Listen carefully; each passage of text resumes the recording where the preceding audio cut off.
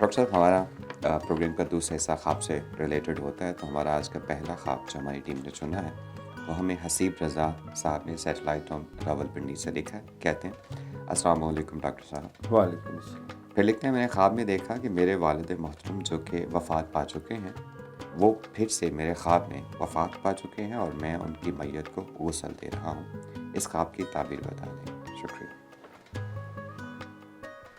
خواب جو ہے یہ معنی خیز ہے اور اس میں ایک پیغام بھی ہے، تعلیم بھی ہے، ہدایت بھی ہے، رہنمائی بھی ہے، کیونکہ خواب کے اندر جو ہے وہ فوت شدگان کو دیکھنا اچھی علامت ہے۔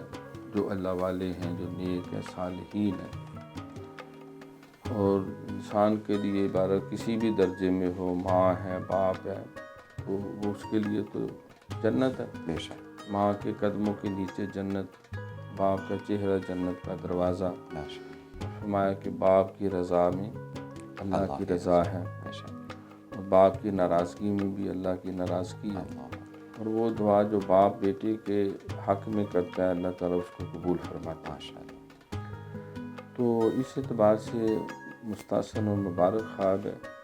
اور پھر خواب میں ان کو غسل دینا یہ ایک اور بڑی سعادت ہے کہ اپنے والدین کی خدمت کرنا، اپنے والدین کی اطاعت کرنا، اپنے والدین کے ساتھ وفا کرنا، دنیا میں بھی اور جب دنیا سے پردہ کر دیں تب بھی۔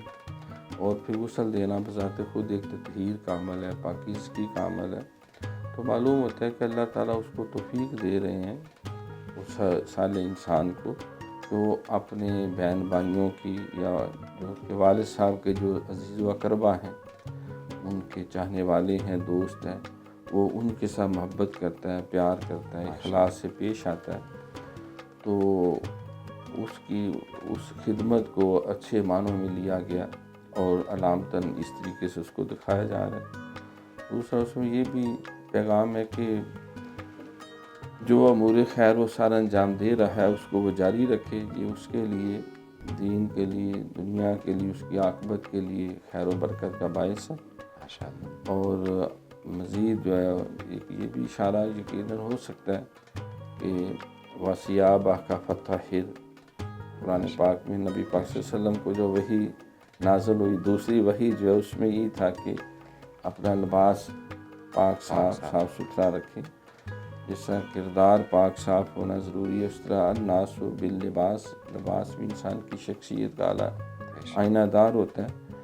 تو اپنے اور زیادہ طہارت اور پاکیزگی کو فوکس کرے، جسم کی طہارت، لباس کی طہارت، اپنے گھر اور ماحول کی طہارت، اپنے اخلاق اور کردار کی طہارت، اپنی فکر کی، نیتوں کے اخلاص کی طہارت۔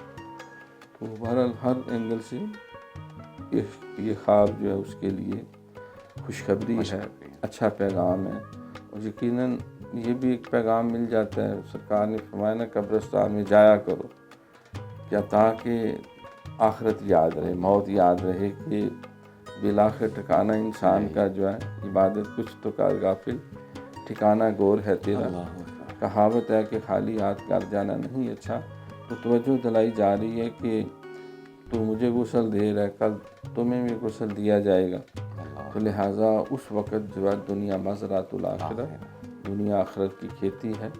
تو انسان کو جو ہے وہ اپنی عاقبت اور آخرت کی تیاری میں بھی رہنا چاہیے، اور یہ ذہن میں رہے کہ جگہ جی لگانے کی دنیا نہیں ہے، یہ عبرت کی جا ہے، تماشا نہیں ہے۔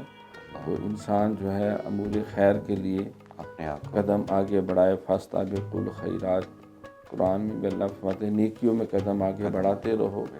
کوئی پتہ نہیں، وہ تو اکثر شعر یہ سناتے ہیں کہ اجالے اپنی یادوں کے ہمارے ساتھ رہنے دو، نہ جانے کس گلی میں زندگی کی شام ہو جائے، تو کس وقت موت کا فرشتہ آ جائے کہ غنیمت جان لے مل بیٹھنے کو، جدائی کی گھڑی سر پر کھڑی ہے۔